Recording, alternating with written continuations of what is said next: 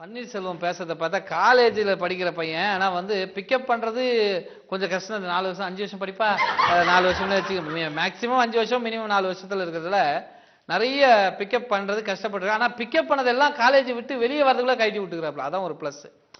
அப்போ கழட்டி விடுறது ஈஸி அப்படிங்கிறாப்புல. ஆனால் அது வந்து அப்படி சொல்ல முடியாது. பிக்கப் பண்ணுறது தான் ஈஸி, கழட்டி விடுறது தான் கஷ்டம் அப்படின்னு சொல்றதுக்காக ஆனந்த் வராரு. வாங்க.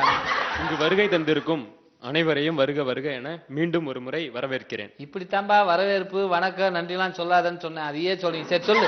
எங்கள் நடுவர் ஐயாவுக்காக ஒரு சிறிய கவிதை. சூரியனுக்கு எரிக்க தெரியும் ஆனால் அணைக்க தெரியாது, மலைக்கு அழ தெரியும் ஆனால் சிரிக்க தெரியாது. எங்கள் நடுவர் ஐயாக்கு திறந்து காட்ட தெரியும். ஏய் சொல்ற, திறமையை திறந்து காட்ட தெரியும் ஆனால் காட்டாமல் இருக்க முடியாது அவர்னால். ஐயா சொல்லிருக்காங்க. நீ பேச பேச பக்கு பக்குன்னு இருக்கியா? என்னையா அப்படி? நீங்க கண்டிப்பா வந்து என்னோட பிஎஃப் ஃபங்க்ஷனுக்கு வந்தே ஆகணும். பிஎஃப்கா எப்பா வந்தல இருந்து டங்கவாரி கிளிக்கிறது முடிவு பண்ணி. Book festival. புக் ஃபெஸ்டிவலா? அதுக்கு வந்தே ஆகணும்.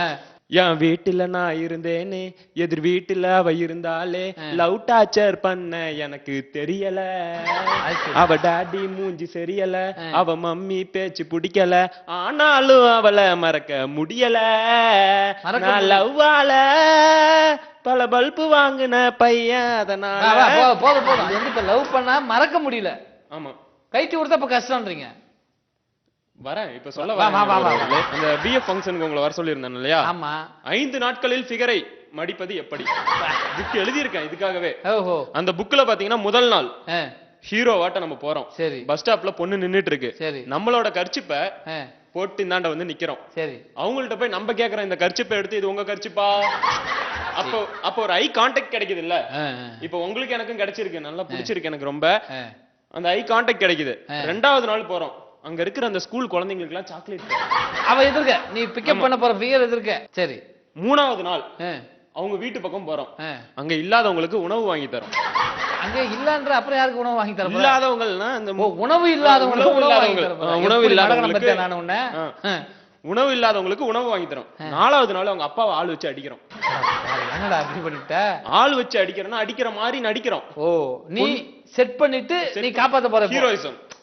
5வது நாள் ஜெய் மாதிரி போறோம். ஓஹோ, நீங்க கூட தான் அப்பாக்கு கியூட்டா அழகா இருக்கீங்க, நீங்க ஏன் என்ன திட்டல அப்படிங்கிறோம். அழாதராம்பாங்க. புரியல நான் என்ன பேசுறேன்னு புரியல. சத்தியமா அழாதமாங்க. நான் உடனே அழுவலையே கண்ணு இருக்குது அப்படின்னு சொல்றேன். உடனே அந்த இடத்துல பிக்கப் பண்ணிடுறேன். பிக்கப் 5 நாள்ல ஃபிகரை பிக்கப் பண்ணிடலாம் ஈஸி. இந்த பிஎஃப்க்கு நீங்க வந்தே ஆகணும். மறுபடியும் பிஎஃப் பண்ணாதப்பா, புக் ஃபெஸ்டிவலுக்கு வந்தே ஆகணும். இதனால என்ன சொல்றேன்னா, இந்த புக்கை வாங்கி எல்லாரும் படிங்க.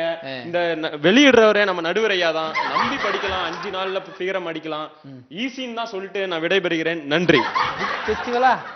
அது ரைட்டு. புக் ஃபெஸ்டிவலை வந்து வெளியிட போறது. ஃபிகரை கழட்டி விடுறதுலாம் ஈஸின்னு வந்து கிடையாது. பிக்கப் பண்றதுதான் ஈஸின்னு சொல்ல வராது. கழட்டி விடுறது ரொம்ப கஷ்டம். ஆனால் அந்த லவ் ஃபீலிங்கை சொன்னார் பத்தி, அவளை லவ் டார்ச்சர் பண்ணாங்க. ஆனால் மறக்க முடியல அவளை. ஏன்னா அந்த அளவுக்கு காதல் வந்து உள்ள வந்துருச்சுன்னா அந்த ஃபிகர் நான் சும்மா ஃபிகரா வருவா? ஃபிகரை பார்த்தா ஃபிகர் டக்குன்னு மனசுக்குள்ள வருவாளா? அவ மேல ஒரு ஆசை வரணும், அவ மேல ஒரு எண்ணம் வரணும், அவ மேல ஒரு ஆர்வம் வரணும், அவ மேல ஒரு பிடிப்பு வரணும், அவ மேல ஒரு பல விதமான எண்ணங்கள் தோணும். அப்பதான் வந்து சிந்தனை வரணும். அப்பதான் வந்து ஃபிகர் உள்ள வரானா லவ் பண்றான்னு அர்த்தம்.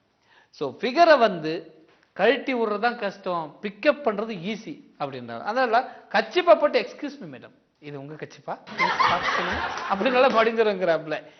ஆனா நீங்க சொல்றது அப்படி கிடையாது, அது கிடையாது. அப்புறம் இதெல்லாம் நல்லா வாயில வரும்.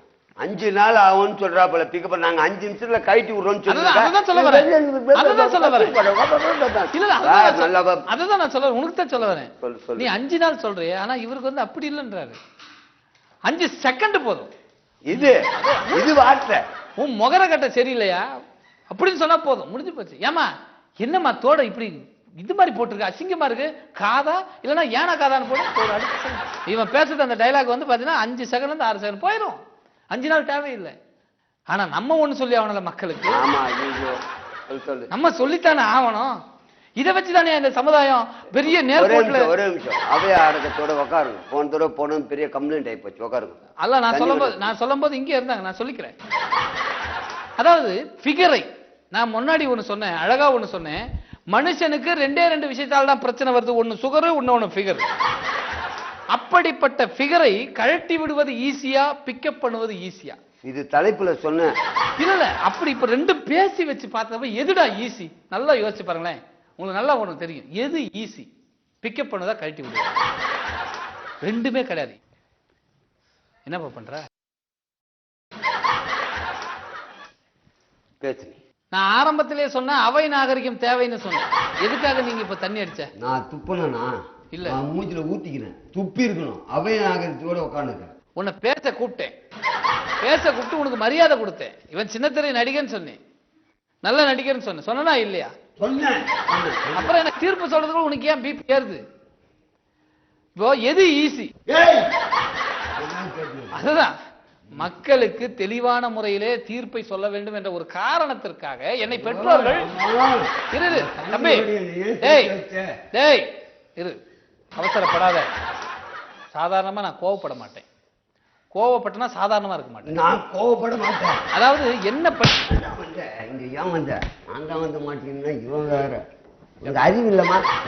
நான் பேச நீ பேசுறேன். பேசு பேசு. ஃபிகரை கழட்டி விடுவது ஈஸியா பிக்கப் பண்ணுவது ஈஸியா என்று பேசிக் கொண்டு இந்த நேரத்துல இவங்க ரெண்டு பேரும் பேசுறத வச்சு யோசிச்சு பார்க்கும்போது முடியலடா முடிஞ்சு போச்சுப்பா. டைம் ஆகி போச்சு. முடிஞ்சு போச்சு. அதாவது சொல்றா நீ நடுவரை அவமதிப்பாக பேசுறேன்.